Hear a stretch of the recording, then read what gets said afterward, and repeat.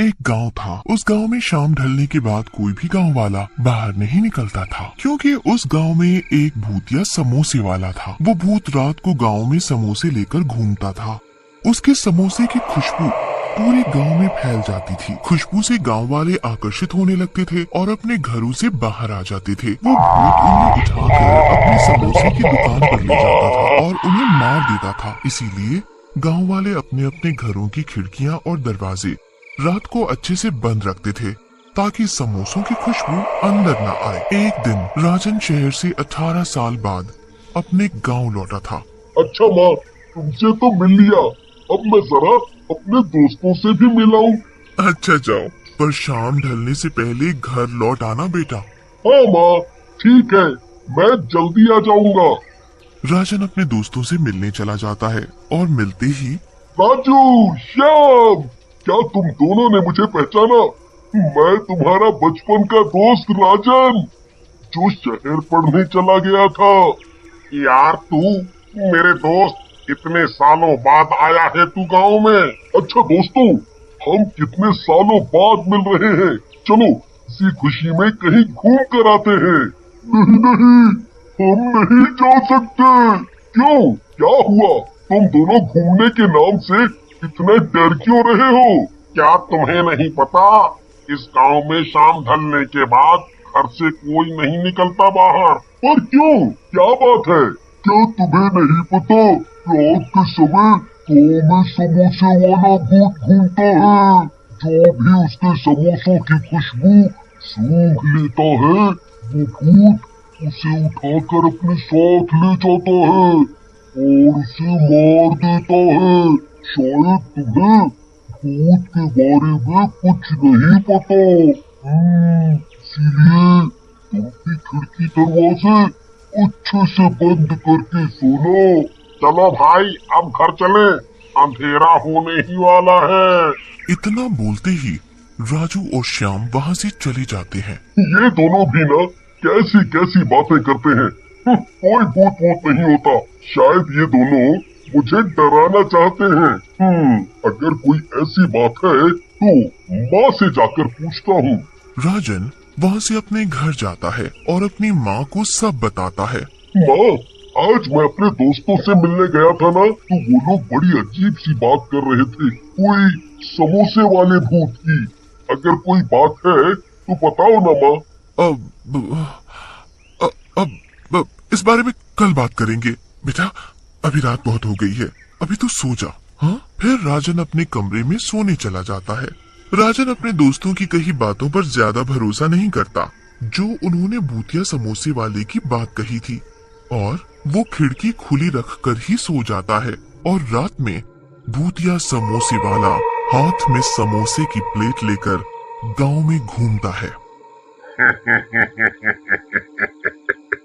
ओ गांव वालों, जरा खिड़की खोल कर कोई हमारे भी दर्शन कर लो। हम भी तो तुम्हारे अपने हैं, एक बार तो दर्शन कर लो हमारे। ये मेरे बनाए हुए गर्मा गर्म समोसे तो चख लो एक बार। पर किसी के भी घर की खिड़की नहीं खुली होती। कोई बात नहीं, मैं खुद ही देख लेता हूँ कि आज कौन मरेगा मेरे हाथों से। ऐसा तो हो ही नहीं सकता कि आज मैं खाली हाथ यहाँ से जाऊं। तभी भूत की नजर राजन की खिड़की की तरफ पड़ती है। फिर समोसों की खुशबू खिड़की से होते हुए कमरे में राजन तक पहुंच जाती है। समोसों की खुशबू पहुंचते ही राजन आकर्षित हो जाता है। क्या खुशबू है! ये खुशबू तो समोसों की है। खुशबू इतनी अच्छी है, खाने में तो और भी स्वाद हो गया, स्वाद। राजन खुशबू के साथ साथ बाहर आने लगता है, और राजन जैसे ही घर से बाहर आता है, वो समोसे वाला भूत उसे पकड़ लेता है और उसे अपनी समोसों की दुकान पर उठाकर ले जाता है।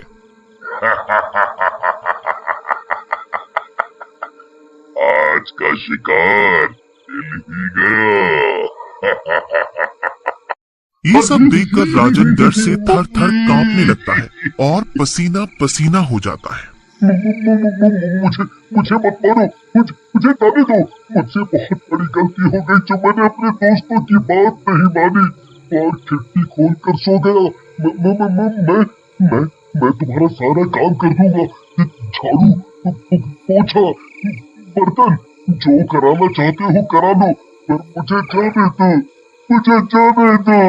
नहीं नहीं, बिल्कुल नहीं, अब कोई फायदा नहीं जब तक मैं पूरे गांव वालों को अपने हाथों से नहीं मार देता, तब तक मुझे चैन नहीं मिलेगा। राजन भूत के आगे बहुत गिड़गिड़ाता है, पर भूत के आगे उसकी एक नहीं चलती। जैसे ही वो अपने लंबे लंबे नाखून उसके सीने में घोंपने वाला होता है, तभी उस भूत को राजन के गले में पड़ा ताबीज दिख जाता है और भूत ताबीज देखकर चौंक जाता है। ये ताबीज तुम्हारे गले में कैसे आया? ये ताबीज मेरे पिताजी की आखिरी निशानी है। माँ ने बताया था जब मैं बहुत छोटा था तब मेरे पिताजी ने मुझे ये ताबीज पहनाया था, पर वो अब इस दुनिया में नहीं है। ये बात सुनते ही भूत की आंखों में आंसू आ जाते हैं। ये ताबीज मेरा है और मैं तुम्हारा पिता हूँ। मैं कुछ समझा नहीं। राजन को कुछ भी समझ नहीं आता। तब भूत पूरी बात बताता है कि कैसे वो भूत बना। बेटा, आज से बहुत साल पहले गांव में मेरी समोसे की दुकान हुआ करती थी। मेरे समोसों के चर्चे दूर दूर तक फैले हुए थे।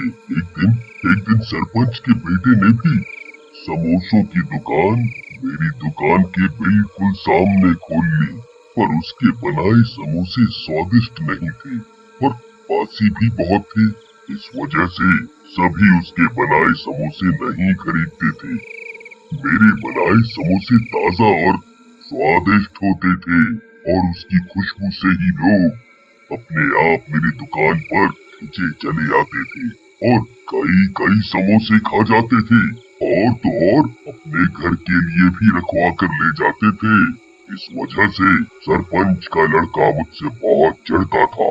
एक दिन उसने मुझे रास्ते से हटाने की योजना बनाई और चुपचाप मेरी दुकान में आग लगा दी और दुकान के साथ मुझे भी जलाकर मार दिया और मैं भूत बन गया। जब तक मैं उसे मार नहीं देता मेरी आत्मा को शांति नहीं मिलेगी। पिताजी, अगर आपकी मौत सरपंच के बेटे की वजह से हुई है तो आप गांव वालों को क्यों मार रहे हो? बेटा, जब मेरी दुकान में आग लगी थी तब किसी ने भी मेरी मदद नहीं की। सभी खड़े खड़े देख रहे थे बस। इसलिए मैं इन सबको मार दूंगा, पर मैं अभी तक सरपंच के बेटे को मारकर अपना बदला नहीं ले पाया, क्योंकि वो अपने घर को हमेशा बंद रखता है, कभी भी बाहर नहीं आता। पिताजी, मैं इसमें आपकी मदद कर सकता हूँ, पर आप मुझसे वादा करो कि आप गांव वालों को नहीं मारेंगे। भूतिया समोसे वाला राजन की बात मान लेता है और फिर राजन पूरी योजना बनाता है कि कैसे सरपंच के लड़के को घर से बाहर निकाला जाए। योजना के हिसाब से एक दिन राजन चुपके से सरपंच के घर की खिड़की पर समोसे से भरी प्लेट रखाता है। कुछ देर बाद सरपंच का बेटा समोसे की खुशबू से आकर्षित हो जाता है और घर से बाहर आ जाता है। अब मैं तुझे मारकर अपना बदला लूंगा। पर तुम मुझे मारना क्यों चाहते हो? और इस राजन को तो तुम कुछ भी नहीं कर रहे हैं। क्योंकि तुम मेरे कातिल हो। तुमने मुझे मारा है, इसने नहीं, और गांव वाले भी निर्दोष हैं। मैं और तुम्हारा कातिल? कौन हो तुम? कौन हो तुम? इसके बाद भूत अपने असली रूप में आ जाता है। बंसी, तुम? ठीक पहचाना, बंसी हूँ मैं। तुमने मुझे जलाकर मार डाला था, याद आया? देखो बंसी भाई, देखो मुझे माफ कर दो। मुझसे बहुत बड़ी गलती हो गई थी। मुझे माफ